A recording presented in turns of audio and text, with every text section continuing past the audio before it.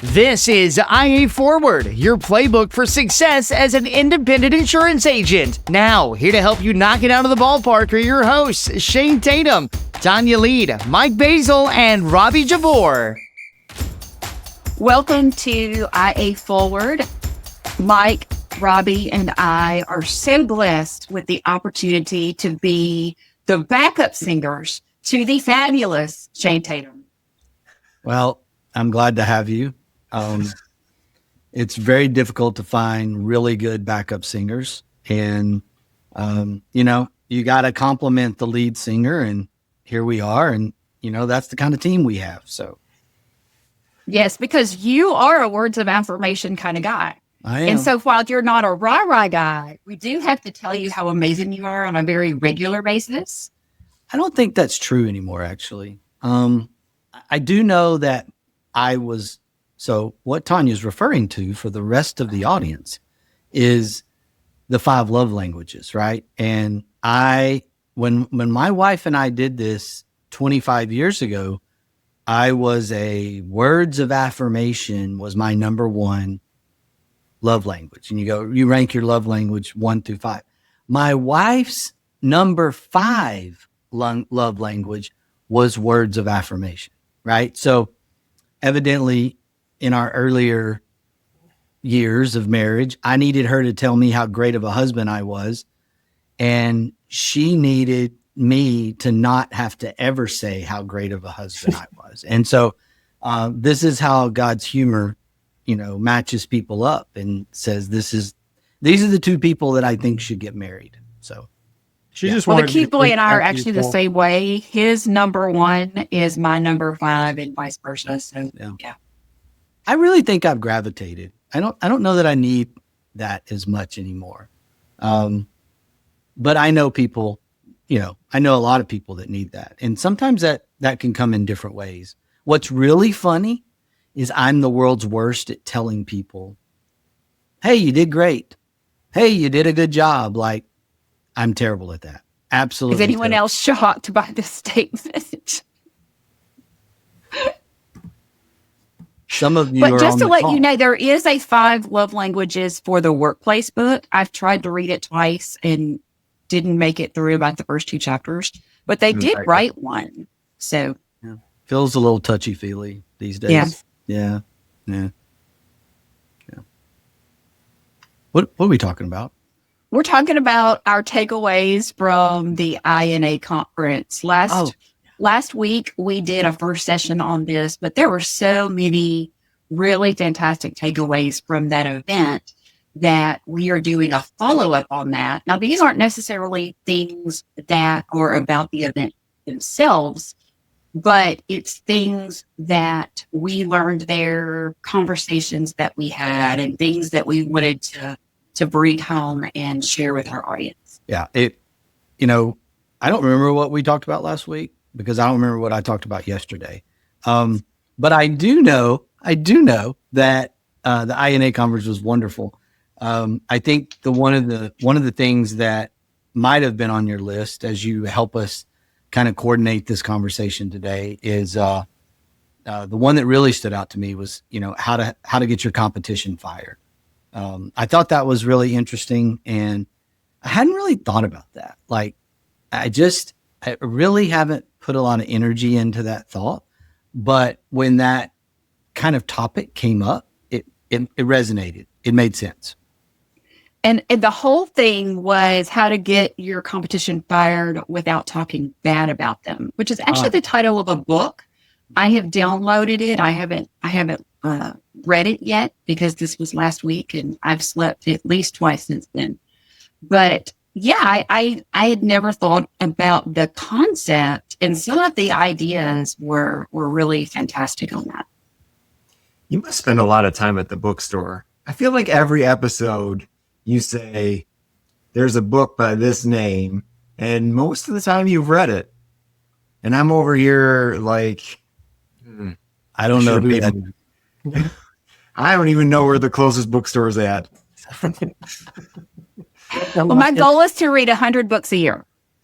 So that's, little over 2, or almost 2 a week, whatever. So yeah, I do. Awesome. But I don't go to a bookstore that often. I just usually download them to my Kindle or to my Audible. Unless there's a book signing and it's someone that I want to meet, then I'll actually physically go. Mike doesn't deserve this jab, but like you're going to have to replace the reading time with the video games are going to have to take a side swipe, right? And you're going to have to do the reading instead of playing some video games, Mike. Yeah. Mm-hmm. Well, you've nailed it right there.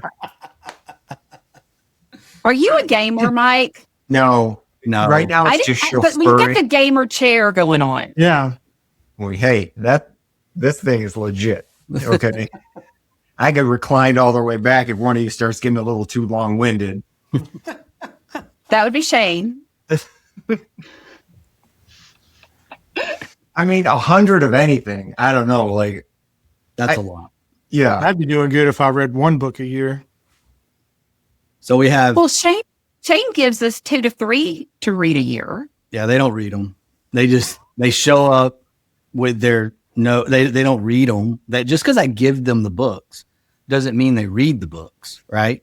I mean, I get it. Like Tanya's 100 books a year. Like I probably start 20 books a year. I probably don't finish but about 3. But you know, not everyone's a reader, consumer. I mean, that is a trait. I mean, if you want to get into some things there, that's a whole nother topic is how important reading. And I would even move to self-serving a little bit, but it's true. Listening, right? Like maybe you're not a reader, but maybe you're a listener, like a podcast, like, or you listen to books, right? Or, you know, something. I think there's just this idea of constantly learning that comes from either reading books, listening to podcasts, listening to documentaries of some sort, something, right? Listening to books. And I probably listen about 80% of my consumption versus traditional reading. Mine's about half and half. Yeah.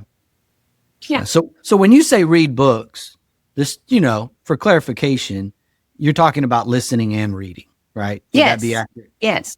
At 100% accurate. Yes. So that Yes. helps how you can actually do that. Like, I don't know, but I saw my wife post on her Instagram story the other day that all the books she had read in January. And I'm like, good grief. Like, that's crazy. I mean, it was like 7 books or something like that in January. So Does reading fantasy football magazines count? could. It's learning. It's learning. Mike and I probably would take the cake on that. I'm just guessing. Tanya's really good at fantasy football, but I don't know that she's into reading about stuff like that. But Is that a real thing? Yes. 100%. Studying, reading Yes. fantasy football magazine, that's a Oh, real yeah. thing. You're not joking. Like, that's real. There's also podcasts, many On podcasts fantasy There's a lot of sports. podcasts. dedicated to fantasy football. There's Oh my fantasy God. football advice podcasts. Yes. It's not Yes. real. It's real awesome. Yeah. What are you talking about is not real. Oh, my soul. You're running a fake team. It doesn't exist, right? But they're real people. It does for some of us. Especially when you get the championship belt or ring or necklace when you win the league. So you're chasing trophies. Okay. I got Yeah. it. They're The important. giant sparkly ring that I can wear as a bracelet. That's right. I'm gonna get in trouble. Back to INA and what we learned in the conversations that we had. One of the ones that I really liked was the idea of association selling. A lot of our Integra partner agents do this with realtors. I know that Brian Poole in Deer Park, Texas, is fantastic at this. That he really aligns himself with with realtors in that Houston area. He's a part of different real estate organizations. He goes in, he speaks, he hosts open houses for them. He's a part of their Christmas show every year. He's very much involved with the associations there. But the conversations that we had at INA took that one step further in looking at referrals and asking for referrals in a different way. And it was more of looking at the people that your clients are associated with on LinkedIn or with a book of faces, on Insta, and seeing if those are people that you want to do business with, and actually asking, in what way could you help me really get to know this person? What can you tell me about this person? And usually when it's what can you tell me? I'm trying to grow my business. Not only will that person share information, they will create a warm lead for you. I think they said 8 out of 10 times. It sounds like stalking. It does, but it works, right? It works. It kind of does when you put it like that, but it works. I'll say this. I have had in the last couple of months, just different people just reach out and say, hey, any chance that I could come visit, sit down with you, pick your brain about something? And there's not one time that I've said no to that, right? Like if somebody's willing to make that investment to get to know me, to ask about our business, now they may have ulterior motives. I don't know. But in the end, if they're willing to put that investment in, I'm willing to give my time and I'm willing to have that conversation. Number one, I enjoy meeting new people. I enjoy getting to know what they're doing, how they're thinking about business. And I think that's a big part of what this kind of comes down to is connections, right? It's kind of the center of influence on, supercharged version of center of influence. Yeah. So the psychology of I'm sorry, go ahead, Mike. I was just going to say, just so we're clear, we're talking about focusing efforts, right? There's only so much time and energy and dollars you can put into marketing. So this is all a conversation around, getting to people. And if you can get to people that have similar interests or a warm lead, you're just so far ahead of the game. Yeah, I think so. I think so 100%. From a psychology of selling standpoint, when you make someone feel important, when you acknowledge them as a subject matter expert, they automatically have those warm feelings towards you, right? You are setting up a warm lead for yourself. And not only are you learning something, you're helping someone feel important. And to be able to walk away from that and be a connector. So if someone calls you and says, hey, I need more information about X, Y, and Z, well, now I can send this person I just connected with this lead, and then it turns into a very cyclical, reciprocal process while you're learning. So yeah, great sales technique. I think the thing here that's really important is you truly have to be interested. Like I've met the people who are faking it. I've met the people who are trying to fake their way into that interest level. It doesn't work. It comes through. It shows, right? You have to truly give first or invest first and be willing to somewhat be vulnerable there, somewhat be rejected.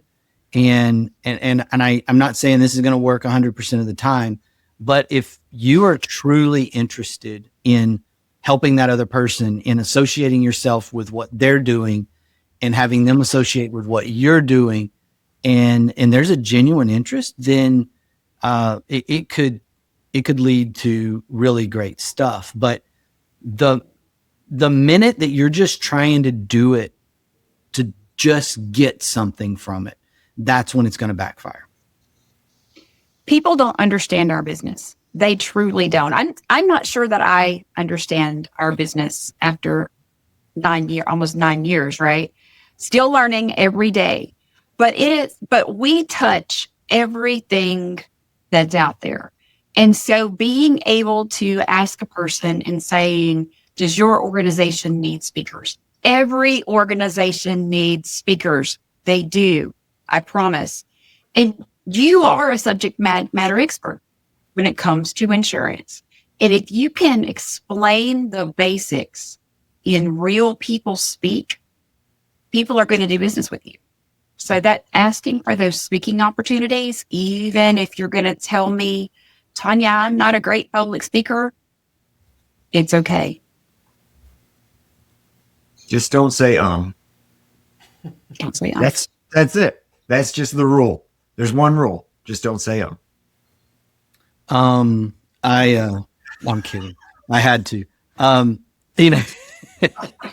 So No, it's great. I know that was good. I just had to do that. Dad joke intended. What's really interesting about that is the people who think they're not capable of that or not able to do that. When you know your stuff, right? When you are truly invested in your business, you're the insurance agent, you're the insurance expert. You are better than you think, right? Like you're talking to a group of people most of the time who don't know your business, who don't know the industry that you're in when you're doing association, when you're working in this space.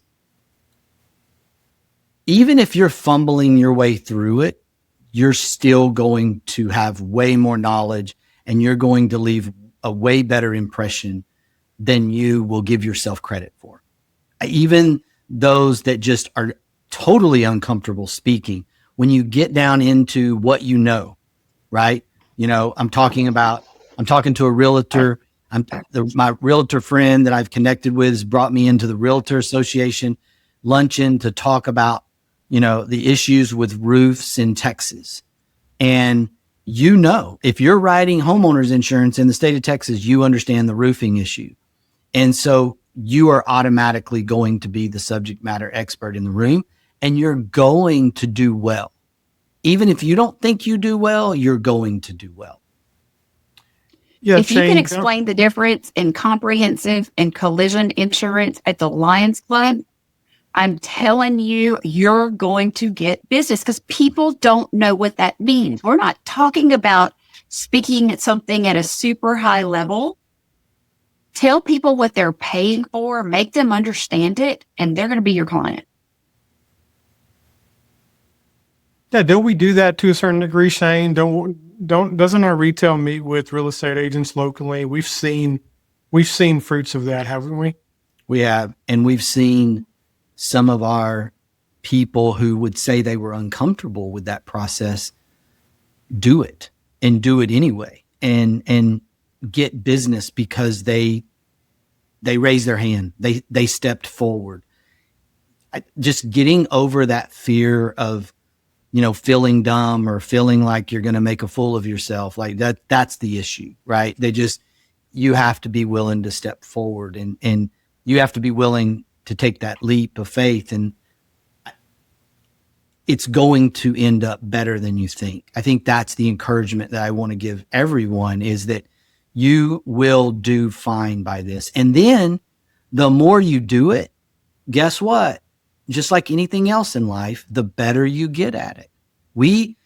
I was a terrible, maybe I still am at times, I don't know, but I was a terrible podcast guy in the beginning, in my view, my own self view. Like I had to, like I said, I had to speak to myself in voice memos and then listen to myself in order to get better at saying things. But when we get on a topic that I'm passionate about, which helping insurance agents be better, helping agents build agencies, I have zero problems talking about that. I can talk about that spur of the moment. Somebody call me up, hey, can you be here in 30 minutes and talk about starting an insurance agency? No prep, no nothing, just go. Yes, I can. Because the longer you do it, the better you get at it. One of the suggestions that I heard being made was figure out what you're good at and then either use a DBA or creating a specific LLC and market as that. For instance, that they used was Tennis Pros Insurance, and they marketed specifically to everything having to do with tennis. They went to trade shows and they marketed everything from anything that you could possibly imagine specifically for people that were interested in tennis, regular P&C, home, auto, toys, anything. But they would go to different tennis events, right? They would go to different, they would advertise in tennis magazines, on tennis social media groups. And they said that works really well. I know that we have an agent in Atlanta, Georgia that does this, and Atlanta Premier Insurance, Miss Elaine does this a great deal and has had really good success with it. And so this is something that I don't know if is for everyone, but if there's something that you're really involved in, I think this could be a great way to market yourself. I'm interested to hear everybody's take on this one because I don't know. I'm a little on the fence about this one because what's the difference between, okay, I'm going to go out and make this other LLC, I'm going to have this other name. I mean, are you really going to go with two different names and do things differently? Or, I mean, is that a different result than just taking your, Mike Basil Insurance and putting a radio ad on the 30-minute golf show that's on Saturday mornings on the radio? Do we think there's an additional value to going through that extra piece? I think that maybe not, right? Like, so I think you can do it without going that far. And I think that was just kind of the suggestion from the speaker from the at the conference. But like, you don't have to go to the LLC level, right? Now, if you want to, I think where that would go and maybe be beneficial is, what if it takes off and you need to do some trademarking and you need to do some, just some things around protecting the brand? I mean, what if you're writing, I'm just making this up. What if you hit an incredible area and you write $100 million worth of premium because of this thing? Well, now it's got huge value. And if you don't have some kind of, trademark marketing protection, well, then people are just going to try to knock that off and you have no protections whatsoever. You don't have to do that, right? Like, you don't have to start there. Like, you can start with a website. Like, you can own a domain. We actually own, I'm going to get these wrong because I haven't looked at them in a long time, but we actually own flowershopinsurance.com. We own a few other things like that because way back we looked at this. Like, we looked at small town. This is before the agency network days. This was in the dawn of the internet, right? Yes, I'm that old. But it's like, well, how do we capture this? How do we maybe find a niche that we can maybe go wide geographically, maybe countrywide even? And there was some talk 25 years ago around capturing some of those domains, website addresses, and being able to do some things. Now, underneath the hood, it can be Mike Basil Insurance, right? It can be, Flower Shop insurance.com, but the legal entity is Mike Basil Insurance LLC. And as long as you maybe are complying with the requirements in your state may require you to file a DBA to market yourself as flowershopinsurance.com, right? Because there may be regulatory issues there. But as far as setting up a whole nother entity and setting up going that far, no, I don't think you have to go there. I think you can if you see some reason to. And I think also I think there's a couple different directions you can go with this too, right? There's the one where I don't know why I'm using golf. I don't even play golf, but staying with the golf, there could be the one where you're going after golf courses or golf simulators. Like it's more of a commercial play where you're looking for, all of those types of things. But the other direction that was also touched on in this is just that connection to the person that's calling you. Like they just call in and you can have a brief conversation about golf before you start talking about the insurance, because you've only got that 2 or 3 minutes to make a connection with this person before you start talking about the actual insurance piece. And that's super valuable, I think, right? If they're going to call 5 different agents for a quote and you make some sort of personal connection with them up front in the conversation, you are putting yourself at the top of the list. Well, I think also thinking about it in the sense of how do you keep them from even calling those 4 other agents, because you're marketing in and around a segment of the population that you can relate to. And because you become known as the insurance agent in that circle, you're the only guy that gets called. That's like the best place to be. And this wasn't anything I did intentionally. It happened for a little while, and it was actually while we were trying to build our agent network. So it was actually not the thing I was trying to do. But when I was really, really heavy in the travel softball world, it became known that I was an insurance agent, and I started getting insurance questions at tournaments, by other parents. And the next thing you know, a friend on another team, hey, my friend plays for the Bombers over there. I was telling them that you were an insurance agent. They had a question. Do you mind talking to them? And the next thing you know, and of course, this is not the time of my life where I have this hat on. Like, we're at about 50 member partners at that time. I'm trying to build the agent network. I am literally trying to not sell insurance personally. And so, however, if I would have been in my previous setting, retail insurance agent, this would have been a gold mine. Like, I could have tapped into this a lot and really done really, really well, because as it turned out, there were very few, ironically, insurance agents in the travel softball world, at least that I was traveling in within our circles. There was a CPA. I knew the CPA really well. He was another coach in our organization.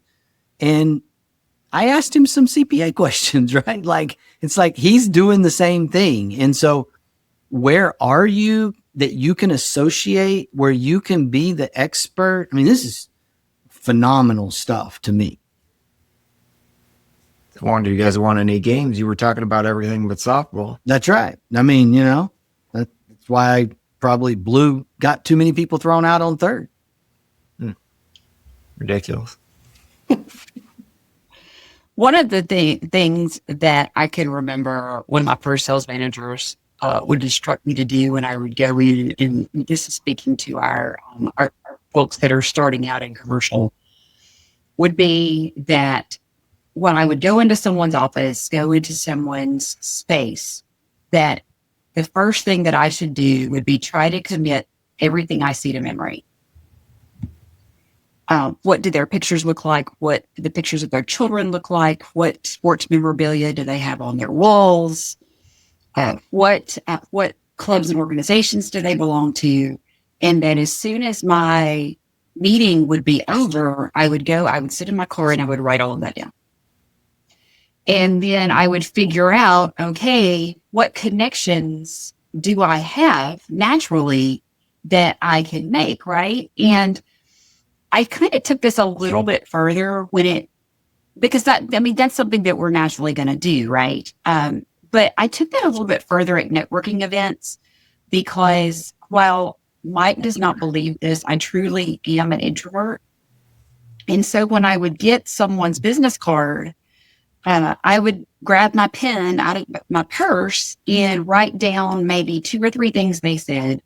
But if they had on really great shoes, or if they had on a cool blouse, or if they mentioned that their kids played on a travel ball team, or they mentioned that they were going to the LSU Alabama game that weekend, I would specifically write down on those business cards anything that they said that I could connect with.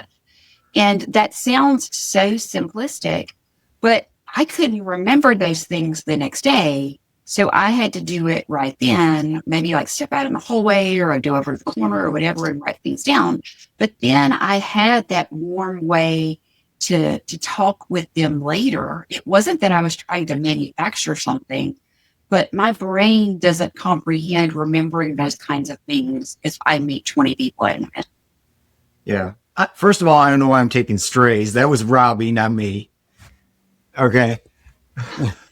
Yeah, the introvert comment. But to that point, like, when you're talking to a prospect, I do the same thing, Tanya. Like, we have our management system. I will go in there and put notes in after a call, say, oh, this person is into whatever, baseball, or this person told me they have kids around the same age as mine. And I think that's really powerful when you can go back in a second conversation 3 weeks later and you can just casually mention something about those notes and then we'll resonate with them like, okay, this person pays attention when I talk. Mm-hmm. It's the power of storytelling too, that if it's something that you've experienced that has a connection with what they're doing, it automatically creates that warm and fuzzy that facts and figures never will. Well, we tend to attract at the Integra Partner Network a fair amount of former athletes. And I don't know if that's accidental. I don't know if that's connected though, right? Like, and in a lot of those cases, several of them were baseball players. So there is some connection there. Mike mentioned, connection there. Do this person likes baseball? Who's to say that there's not a whole thing there that's natural for you? You are able as an agent to, maybe it's a season of life where you are coaching Little League, where you are involved in something that you have a passion about outside of your business. And we know that everyone has that. Like, everyone has a passion for something outside of work. I don't care who you are. I just do not believe that there's anyone out there that is like, oh no, the only thing I'm passionate about is my business. That's not true, right? You have a passion for your family. You have a passion for your something. Pickleball's all the rage. I haven't gotten into it, but you're out there, right? Your people. Seth Godin talks about this in a book called Tribes. Your people are waiting on you. There you go, Mike. Tribes. It's a short book with big words. You're good, right? You can handle it. I promise. It's going to have pictures, right? No pictures though. No pictures. Tribes is a big, push for this. There are people that that are waiting on you. They're waiting on you to connect with them and possibly become their insurance expert, right? And subject matter expert around insurance in their circle. And their circle reaches other people. Like, you don't even have to have a huge circle or a huge tribe here. Like, your people will help you connect to other people. Robbie, you used to be really heavily, you used to be involved very heavily in our retail organization at one point. How did you train your people to do this? That's a great question. That was a long time ago. But I always, gosh, I was never, I was good at sales. I don't know that I was good at training, but I was good at sales, but it wasn't because I was good at selling. It was because I was good at building relationships. And so I would earn clients' trust, and they would look at me more of as an advisor than someone just selling them a product, right? Like explaining to them why they need it, why it's important, those things. But everything everybody is saying is right. You know, there are little things that help you connect with people that is probably the biggest differentiator in why somebody would do business with you over somebody else. I mean, if they're just another number, then the likelihood of them feeling like they shouldn't leave is low, right? So, yeah, I mean, I think it's a huge part of what you build as whatever business it is. And wrapping that back to something we touched on in the last podcast and earlier today, you can't use all these insurance lingo terms and expect people to really connect with that. You gotta say things in a way that everybody understands what you're saying, but you're also not talking down to people. And that's a talent. That's if you don't have that already, if you weren't gifted with that talent, that's something you have to really cultivate and get yourself trained in as quickly as possible. Yeah, and it starts with making people feel welcome, right? If they come in and there's not a barrier there, I got to go talk to the insurance guy again. You know, if they feel welcome when they show up, it's much easier to identify those things that help you build those relationships. We listened to one session at the INA conference that I know it drove Tanya crazy. The first 10 minutes was insurance acronym after an acronym, right? And that we get ourselves in trouble with that, where we forget that our customer doesn't know. And it doesn't mean that you should talk down to them, but what it means is you should talk in layman's terms. You should leave the insurance speak at the door. And that's really hard. And that's kind of when you're in it all day and you're talking to underwriters or you're talking to your teammates and you're like, you know, PIP and UM and BIPD, and you're just doing all this stuff. And you're like, because it's natural, right? You're talking in your own language within the circles of insurance, but your customer has no idea what you're talking about. Like when you even say physical damage, you got to go further, right? Hey, when you hit somebody or when a tree falls on your car, like go to the story or the relational verbiage that people can go, oh, okay.